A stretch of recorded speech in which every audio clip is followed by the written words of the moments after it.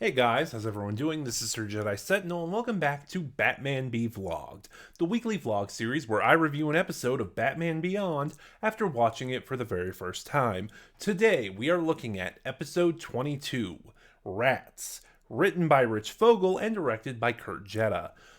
Right off the bat, this is an okay episode. It's not one of the best ever, but it's not bad. Also, more importantly, this is an episode we really needed because this episode finally focuses on Dana and the relationship between Terry and Dana. I started talking about this before in the past because in one of the episodes I reviewed, I don't remember. I think it was Earth Mover. I thought it looked like it was leading into an episode that was going to focus heavily on Dana, but then after the first half of the episode, she didn't show up again and wasn't relevant to it. So finally, we have an episode where she is the focus, and I finally get to talk about this a little bit. Now, in the past, too, I've talked about how the common trope in superhero media of the civilian and superhero lives clashing seems to work best when it's teenage heroes like Peter Parker or Terry McGinnis in this case. And we often get that through his relationship with Dana.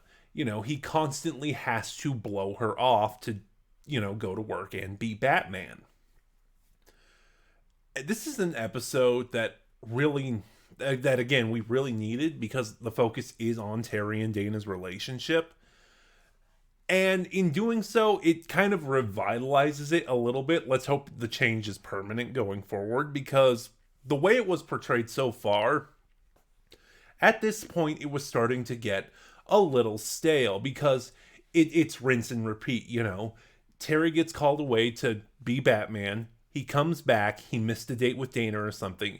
She gets mad. They blow each other off. They fight. They let off steam. They make up.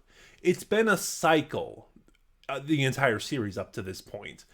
So we really needed an episode to focus on their relationship to kind of revitalize their bond and kind of make us care a little bit because the little glimpses we've had, we haven't really gotten a lot of Terry and Dana. And just because we always kind of come into the aftermath of things, they always seem kind of not good for each other. They get angry and fight.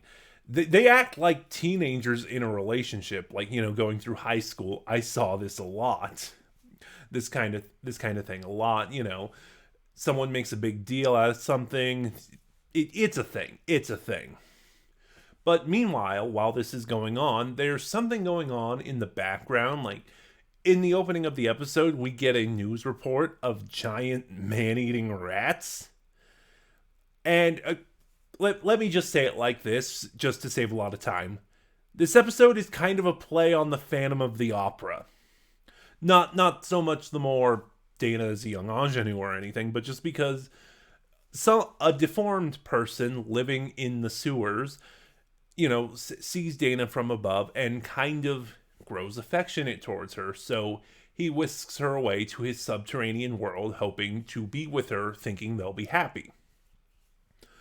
Also, in a weird way, this kind of also evokes imagery of Batman Returns and the way the Penguin was portrayed in that movie. So our villain is a boy named Patrick. Patrick's backstory is never given. It's never explained. He has features that make him look like a rat. He has large round ears. He has pointy buck teeth. It's interesting that we never get his backstory because, we don't know if he was mutated or if he was quote unquote born deformed, but because of the mockery he endured, he fled to a life in the sewers where he, essentially raised and befriended the rats, including rats the size of bears, which I'm not going to argue. And there's a really good visual scene of Dana exploring the sewers, and she just finds a pool of toxic waste. Nothing is said, and there's no exposition, but just it's a very good show don't tell moment of what the layout of the sewers is like. Also, the art in this episode is really good, specifically Dana in the sewers, exploring them, trying to find a way out. We get a lot of really good imagery here. Also, as I kind of said, this is our obligatory sewer story. You know, again, in superhero media or something, there's always seems to be, at some point, a confrontation in the sewers. So just me poking fun at another trope that comes up. Not really much to say. The performances are fine. It's like we get a lot of focus in this episode on Will Friedle as Terry McGinnis and Lauren Tom as Dana, who are both great, and they run a wide gamut of emotions. You know, Terry feeling awful that he keeps having to miss dates with Dana, Dana getting very angry, understandably so, at him, and their makeup at the end is so sweet and so well done. Patrick is kind of an interesting case. He starts off very interesting and kind of a good villain, but then towards the climax, we kind of lose that. And I don't think it's the character or the actor's fault. I think it's the episodes, because again, this is one where the 23 to 25 minute runtime is more of a hindrance than anything. So, like, after kidnapping Dana and trying to be sweet, it seems like the episode is going for this misunderstood type of villain. You know, he's not really an awful person. He's lonely. He wants a friend.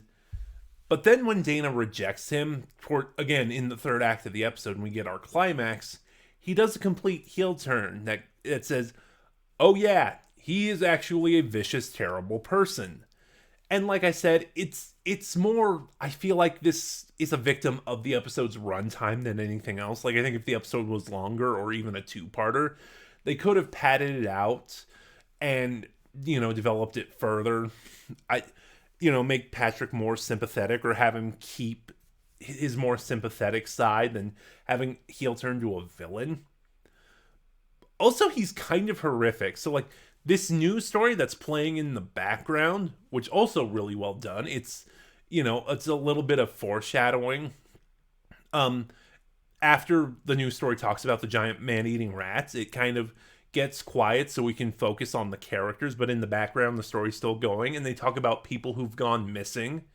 And later in the episode, Patrick talks about how he watched people who it felt like society rejected, so he brought them down there to try and give them new lives, but they rejected him. And his response, and when Dana asks what happened, his response is, they don't tease me anymore. So yeah, we go from sympathetic outsider to serial killer. Yeah, Rats is okay. It gives us a much needed expansion on the relationship between Dana and Terry, and that really is the highlight of this episode. But its runtime is a hindrance to its villain, which started out as interesting, but by the third act just became very two-dimensional. But those are just my thoughts. Have you seen Rats? What are your thoughts? Start a conversation in the comments below. Remember to like, comment, subscribe, click the bell next to subscribe to get notifications when I upload, share the video around, all of it helps my channel grow, and in the description box below, you'll find a link to my Twitter, where for the time being, you can follow me and get updates on the channel. This is Sir Jedi Sentinel, and I'll see you guys next week for episode 23.